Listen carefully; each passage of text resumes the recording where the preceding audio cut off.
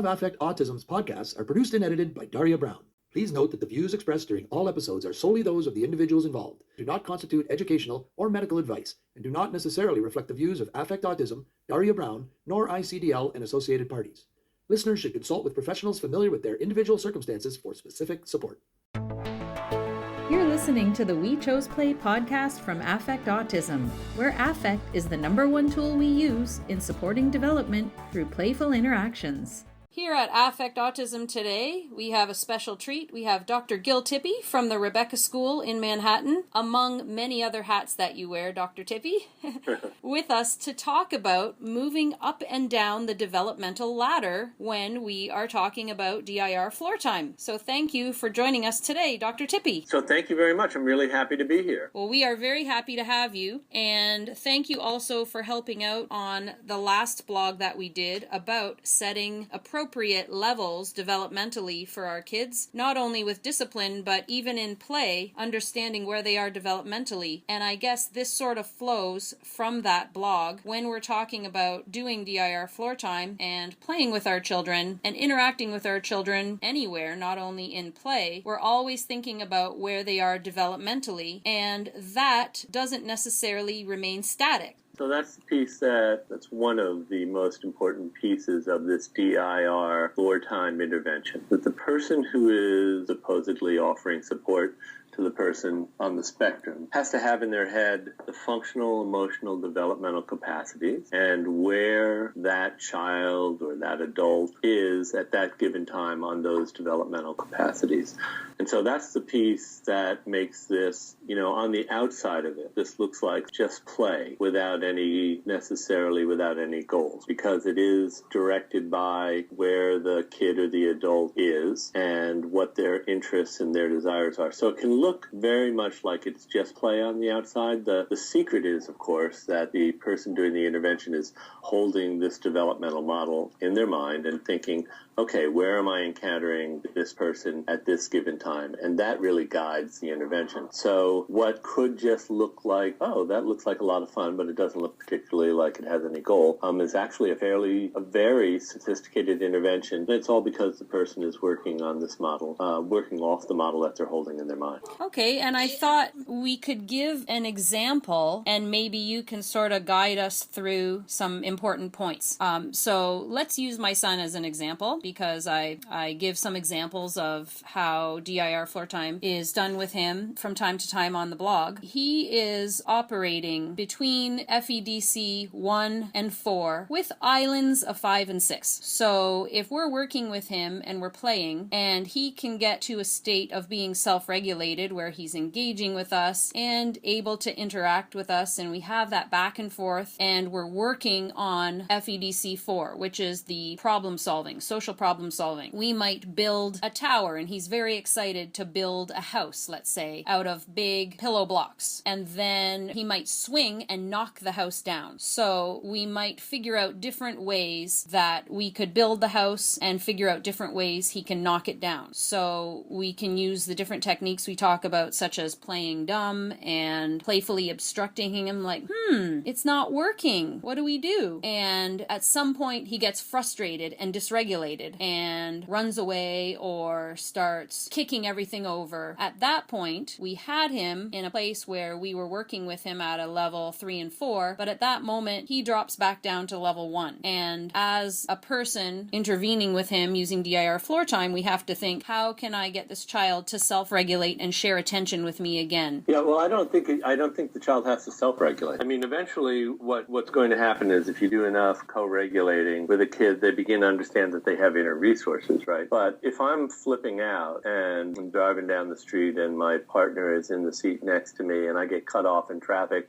and I begin to lose my cool, I don't only have to self-regulate. I have a partner there who's going to say to me, oh, no, calm down. You always get upset, blah, blah, blah. Whatever it is. Of course, calm down almost never works works with me. But the answer is that we're talking about co-regulating, right? So you have the ability to help, in this case, your kid, but the person intervening, or I think intervening might be too heavy-handed. I think I prefer the word support. The person supporting here, the co-player, the person who's in it with the kid or the adult, they can offer a lower and slower way of being to help the child, the adult, to get back to that regulated state. The goal, of course, is that eventually we all want to be able to realize that we have inner resources, realize that we can stop blowing up, that we don't have to blow a gasket, but it helps to have someone there to co-regulate. Now, if you're working with somebody at functional emotional developmental capacity 4 or 5, and you think you're really cooking along, and then the person blows a gasket and drops back down to functional emotional developmental capacity 1, I would say, let's see if there's a way that we can do this. If we can push the kid, we can push the adult in a way that helps them to grow, but without them blowing a gasket. So I always tell people it's a little bit like driving a car with your foot on the gas and on the brake at the same time.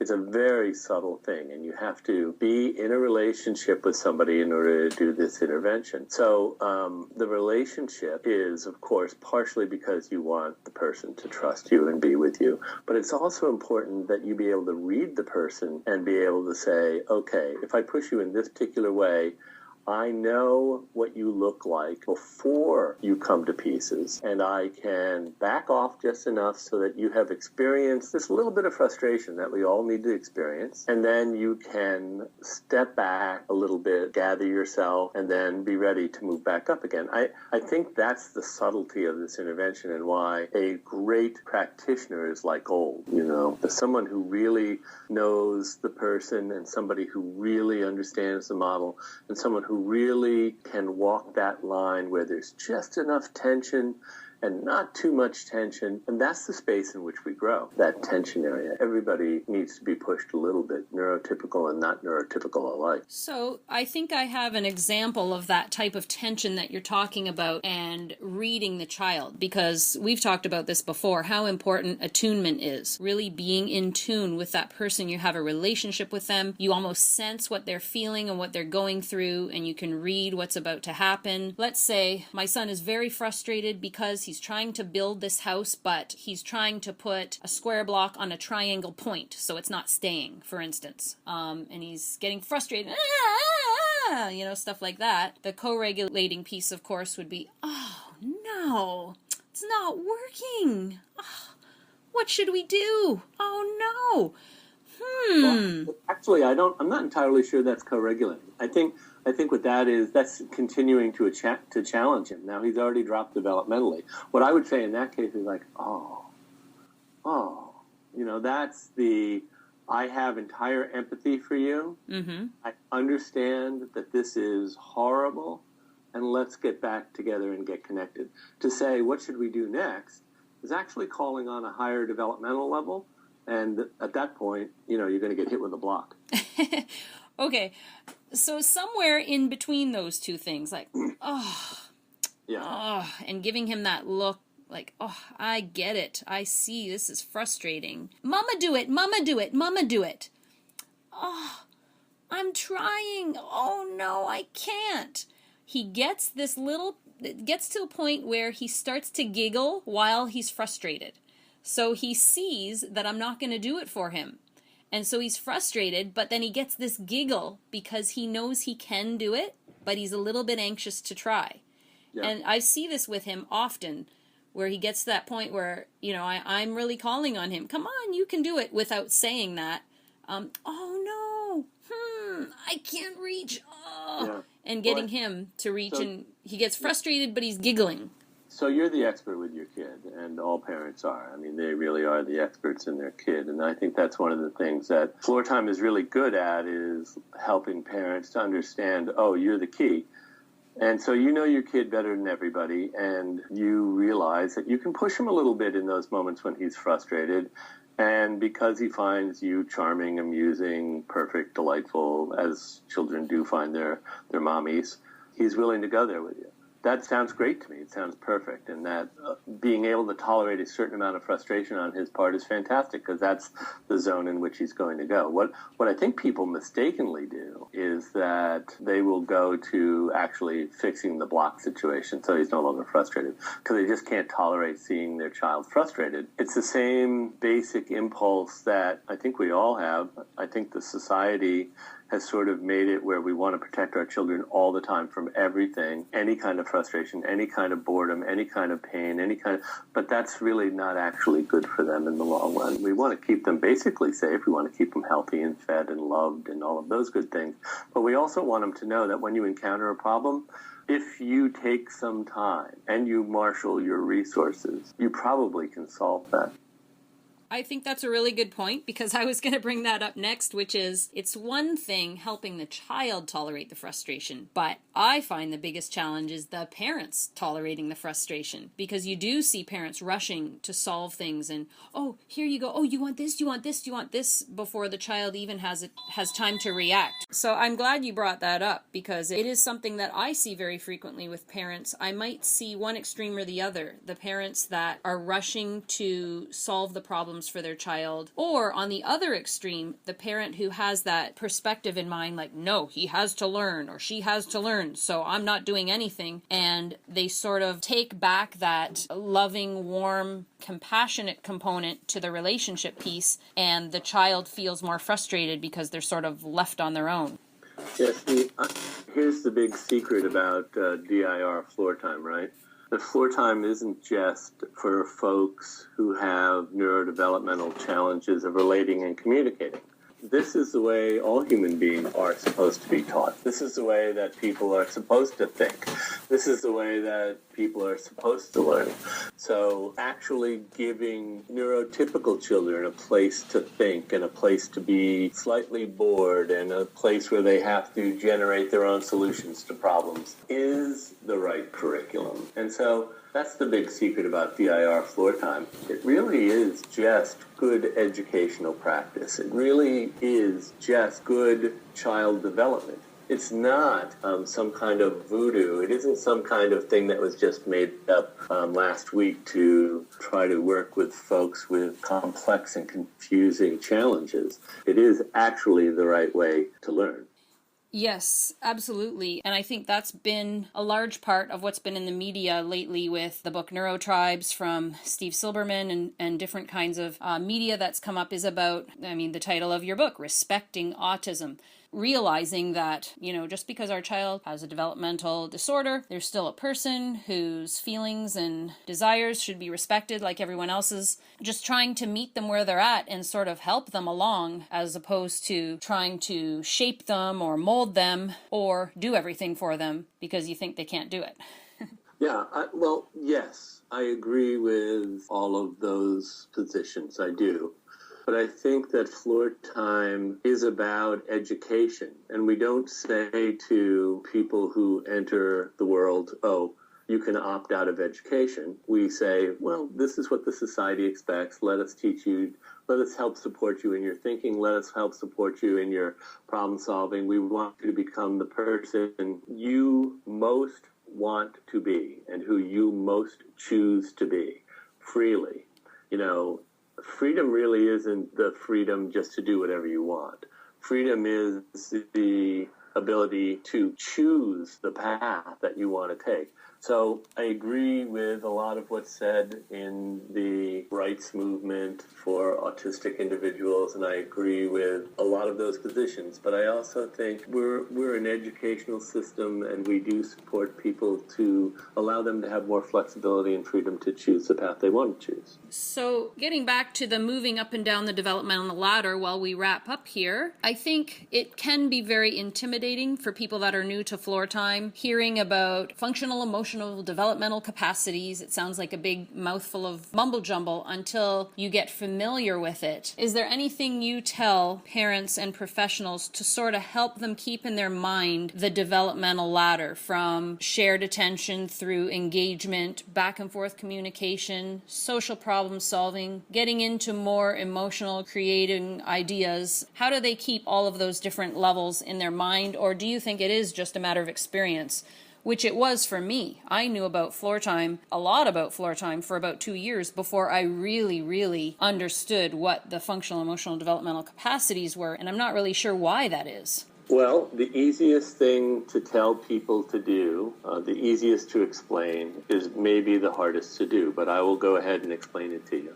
Even if you knew nothing about DIR floor time, didn't know anything about any of those jargonistic words and all the fancy sit through a bunch of courses stuff, if you can just get out of your own way and get yourself connected to whoever it is that you're supporting, whether it's your kid or your cousin or somebody you're working with or your partner, if you can just be connected and really be in it with the person, that's 99% of it. Just be present. The rest of it will help. But being deeply connected and being present in the relationship is actually the hardest thing. And if you can get out of your own way and do that, and you can actually be with the person, you've already got 99% of a therapeutic relationship. Or let me take the word therapeutic out of it, you have 99% of a relationship. Okay, and I think, again, we said it before, but that involves attunement. So being connected with the person is really seeing if you say something or do something and they get that look on their face that suggests it might be uncomfortable, being able to respond to that appropriately.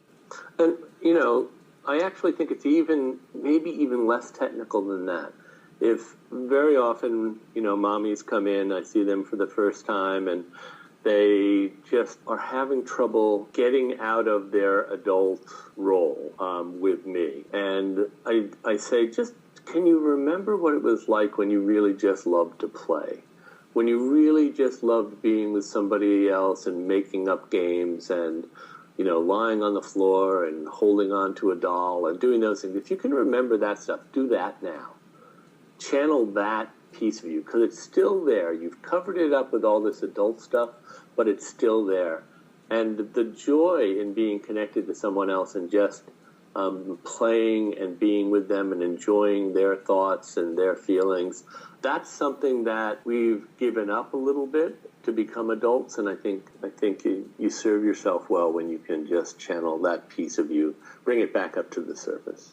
I think the best example of that was in one of my floor time courses. Someone was showing a case presentation where a child was into functional, emotional, developmental level 5, which is imaginary play and creative, emotional ideas. And the child wanted to lock up the person who was a therapist. I can't remember if it was an occupational therapist or a speech therapist that was doing the floor time.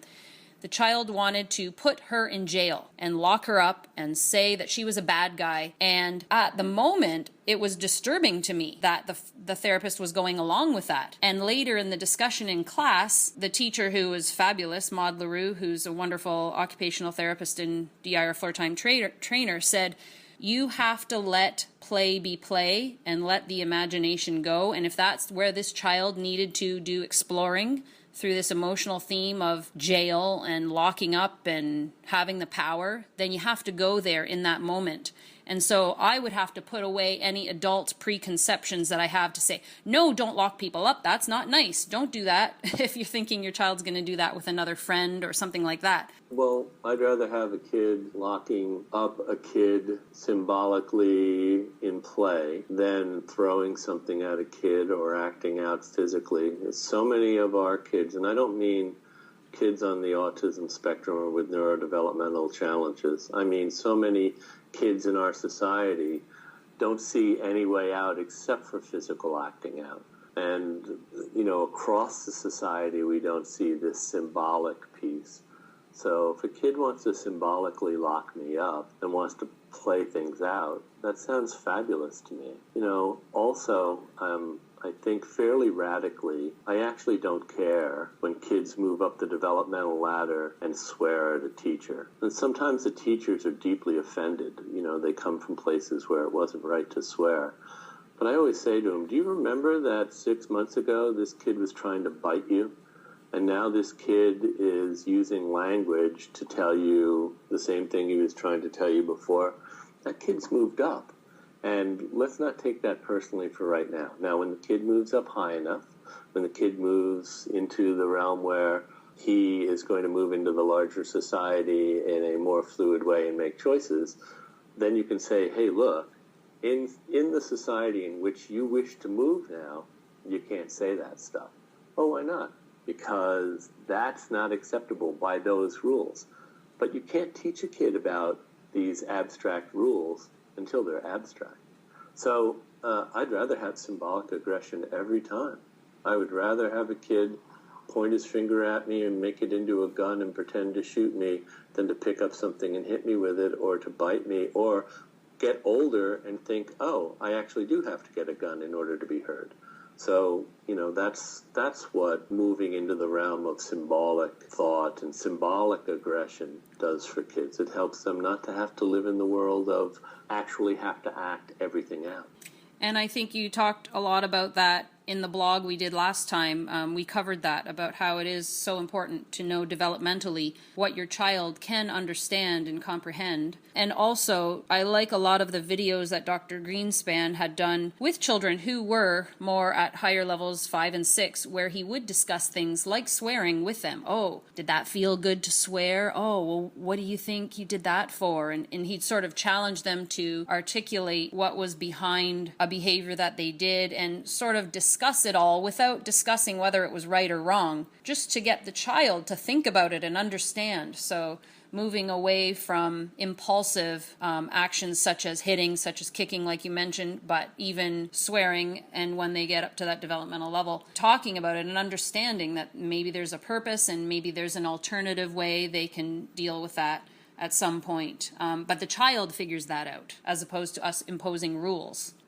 Well, yeah, I'm a psychologist. I'm a clinical psychologist, and most of psychology is really happy to work in that realm. Most of psychology is perfectly happy to work with people who have a level of abstraction and who can understand the consequences of their actions. What I think we in the floor time world do that they're not doing is help kids to actually make that jump into abstraction. Because the truth is, once you've made that jump into abstraction, and once you've had some support and some loving guidance, you're free to go into the world. And then the rest of my colleagues can jump in, and, what Dr. Greenspan was doing there is what he was trained to do as a young psychiatrist. Okay. Well, I know our time is up, so I want to thank you very much for being with us and ask you if you have anything else that you feel a burning desire to add to the topic before we say adieu till next time.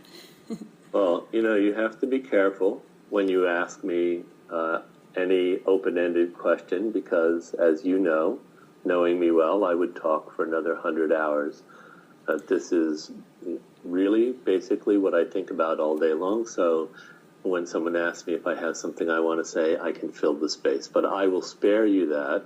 Actually, we'd love to go on for hours if you're willing.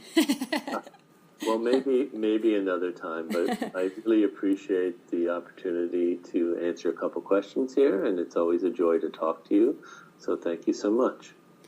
Thank you. And you can go to the website for links to Dr. Tippy's blog. Dr. Tippy, you've got to get another blog posted there. The last one you did was in March. I know. I've been working so hard on a bunch of grants and some new programs and a lot of other pretty cool things that we're doing that I haven't had a chance at self-promotion, but I'll get back to being more self-focused soon. We would love to hear about all of those projects, and we'll keep an eye on your blog. And tune in again in 2 weeks for the next blog. Thank you very much for listening. If you liked this episode, please share it with someone, like and subscribe, sign up for the newsletter at affectautism.com, and follow us on Facebook, Twitter, YouTube, or Instagram. Until next time, here's to choosing play and experiencing joy every day.